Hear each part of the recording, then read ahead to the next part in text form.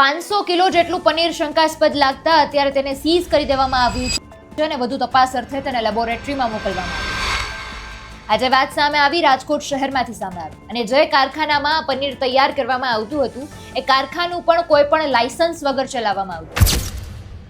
નમસ્કાર, આપની સાથે હું આકાંક્ષા, તમે જોઈ રહ્યા છો રાજકોટ।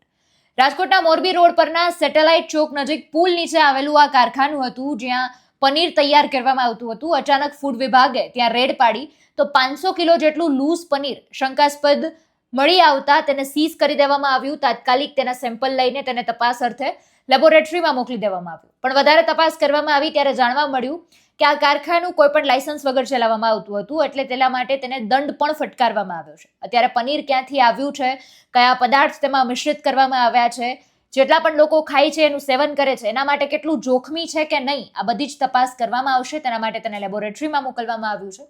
સમગ્ર મામલાને લઈને અત્યારે પ્રતિક્રિયા પણ સામે આવી છે, તો તેને સાંભળીએ। રાજકોટ મહાનગર વિસ્તારની અંદર વિવિધ પ્રકારના પનીર જે વિક્રેતાઓ ઉપરાંત પનીર પ્રોડક્શન કરતા જે પણ એકમો જે છે એમની માહિતી જે છે અનુસંધાને અમારી ટીમ દ્વારા એની વિઝિટ કરવામાં આવે છે। ખાસ કરીને પનીર અને એનાલોગ પનીરના પ્રોડક્શન અથવા જે સેલર હોય એમની માહિતી એમને મળતી હોય છે, અનુસંધાને ટીમ વિઝિટ કરે છે। ખાસ કરીને હાઇજીન કન્ડિશન ઉપરાંત જે છે એનાલોગ પનીર જે છે લૂઝ પનીર તરીકે આપવું, આ ઉપરાંત પનીર બનાવતી વખતે એમાં મિલ્ક પનીર અથવા એનાલોગ પનીર બનાવતી વખતે કોમર્શિયલ ઇન્ડસ્ટ્રીયલ વપરાશ માટે વપરાતું એસિટિક એસિડ જે છે વાપરવામાં આવે એવા તમામ એકમો જે છે હાલ અમે સીલ કરી રહ્યા છીએ। આ ઉપરાંત ખાસ કરીને લોકોને પણ તાકીદ આપી રહ્યા છીએ કે ખાસ કરીને જે પનીર અથવા પનીરની બનાવટ વખતે જે ઇન્ડસ્ટ્રીયલ યુઝવાળા જે એસિડ વાપરવામાં આવે છે એનો તદ્દન પ્રતિબંધિત છે, યુઝ ના કરવા જોઈએ।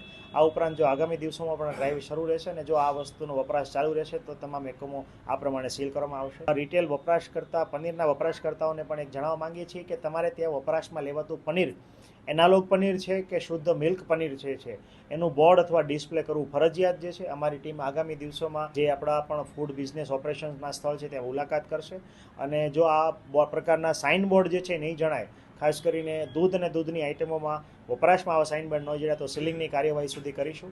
હાલ જે છે 25 તારીખથી લઈને 1/7 સુધી એટલે કે 25 તારીખે કુલ અમે 3 એકમો જે છે પનીરના સીલ કરેલા હતા, 29 તારીખે પણ 3 એકમો સીલ કરેલા હતા અને 30 તારીખે 1 એકમ જે છે અમારા દ્વારા સીલ કરવામાં આવ્યું હતું।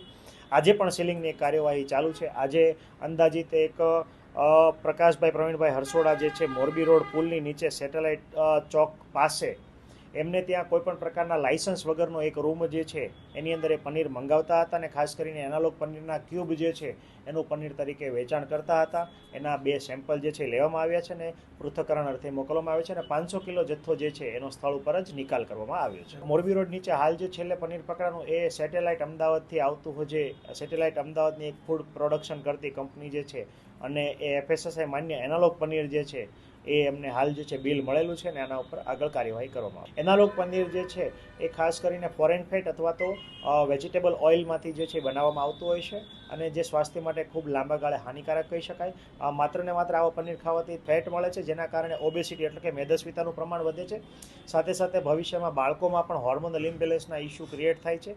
આ ઉપરાંત ખાસ કરીને બાળક અથવા કોઈ પણ વ્યક્તિ જે છે જેમ જેમ આગળ વધે આનું સેવન કરતા જાય એમ કાર્ડિયોવાસ્ક્યુલર ડિઝીઝ એટલે કે હૃદયની તમારી જે ધમનીઓ જે છે એની અંદર ક્લોટ જે છે એ ભરાવાની શક્યતા વધે અને હૃદય રોગના હુમલા આવવાની શક્યતા પણ વધી જાય છે અને સાથે સાથે તમારી જે રુધિરાભિસરણ તંત્રની નળીઓ જે છે એ પોતાની મૂળ સ્થિતિસ્થાપકતા ગુમાવી દે છે, જેના કારણે હાઇપરટેન્શન, ડાયાબિટીસ વગેરે રોગો આવવાની શક્યતા પણ રહેલી છે। એટલે અત્યારે કારખાનું પણ સીલ કરી દેવામાં આવ્યું। હવે તપાસમાં શું જાણવા મળે છે જોવાનું રહ્યું, પણ અગત્યનું એ છે કે અત્યારે નકલી ફૂડ ખૂબ વધી ગયા છે। આપણે શું ખાઈ રહ્યા છીએ, આપણા હેલ્થ માટે કેટલું સારું છે આપણે એ પણ નક્કી નથી કરી શકતા, કારણ કે અત્યાર સુધી આપણે જંક ફૂડને જોઈએ તો આપણને ખબર તો છે કે જંક ફૂડ આપણે ખાશું તો આપણા શરીર માટે, પેટ માટે, આપણા સ્વાસ્થ્ય માટે નુકસાનકારક છે। પણ હવે પનીર કે જે તમે તમારા હેલ્થ માટે, હેલ્થને સુધારવા માટે ખાઈ રહ્યા છો, દૂધ કે તમારા સ્વાસ્થ્યને વધારે સ્ટ્રોંગ બનાવવા માટે તમે પી રહ્યા છો, આવી બધી વસ્તુઓ પણ નકલી બનાવટમાં આવે। પનીર છે, દૂધ છે, ઘી છે, આવી બધી વસ્તુઓ તો આપણે આપણા સ્વાસ્થ્ય માટે ખાતા હોઈએ છીએ। જો એ જ નકલી બનાવટવાળું આવે તો આપણે શું ખાવું, શું નક્કી કરવું, એ જ આપણા માટે સૌથી મોટો ગંભીર મુદ્દો બની જાય। એટલે અત્યારે જે મનપા દ્વારા કાર્યવાહી કરવામાં આવે છે, કાર્યવાહી ખરેખર પ્રશંસનીય છે કે દરેક જગ્યાએ દરોડા પાડવા અને ત્યાંથી આ જથ્થો સીલ કરી દેવો અને તપાસ માટે મોકલવો અથવા તો જથ્થાનો નાશ કરવો, પણ ખરેખર અત્યારે આ વિષય ખૂબ ગંભીર બની ગયો છે અને ઊંડો બની ગયો છે। સમગ્ર મામલાને તમે કઈ રીતે જોવો છો કમેન્ટમાં જણાવજો. નમસ્કાર.